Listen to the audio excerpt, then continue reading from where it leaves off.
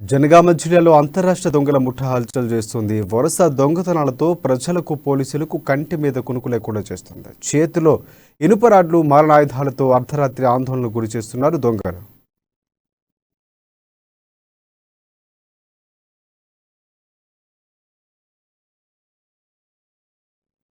జనగామ జిల్లా కేంద్రంలోని పలు కాలనీలో దొంగలు చోరీకి పాల్పడ్డారు.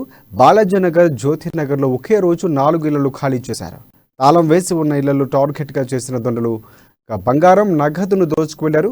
మీసాల శేఖర్ అనే ఇంట్లో 8 తులాల బంగారం, 60,000 రూపాయల నగదు, సురేష్ అనే వ్యక్తి ఇంట్లో కిలో వెండి, 1/2 తుల బంగారాన్ని అపహరించారు దొంగలు. ఇక గంగం భానుప్రకాష్ రెడ్డి ఇంట్లో 60,000 రూపాయల నగదు, 7 తులాల బంగారం చోరీ చేశారు. సీసీ కెమెరాలు ధ్వంసం చేసిన ఇళ్లలో చోరీకి దిగారు. బీహార్ అలాగే మధ్యప్రదేశ్ ముఠాగా పోలీసులు అనుమానిస్తున్నారు.